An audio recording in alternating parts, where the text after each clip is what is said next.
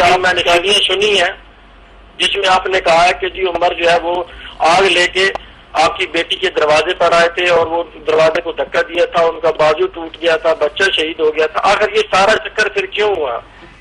یہ شاہ صاحب آپ نے اچھا کیا، میری بات کو دنیا میں بہت شیعہ حضرات نے وغیرہ سنی، میرے خلاف فتویٰ آپ تیار کر رہے ہیں. حالانکہ میں نے جب یہ بات بیان کی اس کا سیاق اور تھا. میں نے یہ نہیں کہا تھا کیسا ہوا، نہ میں اس کا قائل ہوں.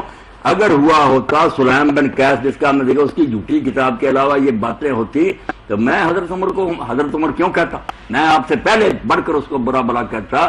یہ سارے قصے کے دروازہ توڑا گیا، آگ لگائی گئی پیٹ پر، یہ جعلی لوگوں کی روایت ہے. شیعوں کی بھی میں نے دیکھ لی، ان کے بھی کوئی اس کے معتبر راوی نہیں، بنائی ہوئی بات ہے، ایسا کوئی قصہ نہیں ہوا. اور حضرت امیر المومنین کے بارے میں جو نا کہ ان کو پکڑ کر لے گیا گلے میں رسا، وہ سب شاہ صاحب میرے علم میں نے اس تقریر میں صرف وہاں شیعہ سنی بریلوی سارے جمع تھے. اب اہل حدیث اور دوسرے بھی اس کو غلط رنگ دے رہا. میں نے کب کہا یہ باتیں ٹھیک ہے؟ صرف میں نے وہاں یہ سمجھانے کے لیے ناظم حلقہ نے کٹ کیا تھا. وہاں اگر میں کہتا یہ باتیں غلط ہیں، شیعہ کہتے یہ صلح کے لیے بنایا ہماری باتوں غلط، وہاں یہی صرف سمجھانا تھا کہ شیعوں کو بھی برا نہ کرو، نہ انہیں قتل کرو. انہوں نے بیچاروں نے جو سنی ہے نا سچی ہے یہ جھوٹی، وہ یہ ہیں باتیں ان کی طرف سے جانتی تھی. اور کہا تھا کہ جن بیچاروں نے بچپن سے یہ سنی اور کتابوں میں پڑھتے آتے وہ لعنت نہ کرے تو اور کیا. یہ بات تھی ان کی طرف سے.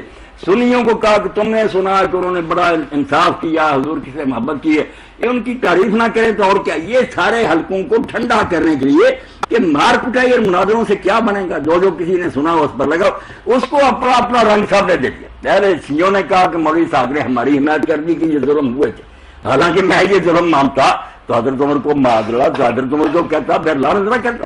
اور اہل حدیثوں نے بنا دیا کہ مولوی صاحب خود کہتا کہ یہ ظلم ہو. نہیں، وہ نہ میری طرف سے نکلی، وہ شیعہ حضرات کا عذر ہے کہ وہ بیچارے بھی معذور ہیں. صحیح غلط کا فیصلہ ہوتا رہے گا.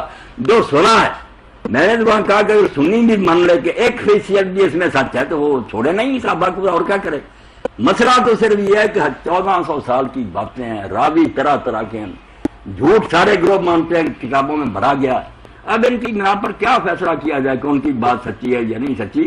میں نے صرف خون خرابہ روکا کہ جس بات کو صحیح سمجھے وہ اپنی مانے، جس کو سمجھ آئی ظلم کی ہے وہ برا کیا، دوسرا سمجھا نہیں ظلم کی محبت. مگر آپس میں جو مشترکہ کام ہے نا ہندوؤں یہودیوں عیسائیوں کے مقابلے میں، اس کے لیے خدا کے لیے سارے کٹے. اس کا اثر تو ہے یہ موضوع، مگر لوگ اپنے اپنے رنگ میں اس کو پیش کریں.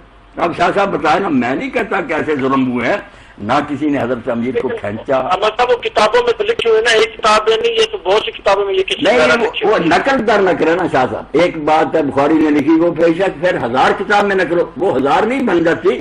اس کا سورس جو ہے نا منبع جہاں سے شروع ایک ہے.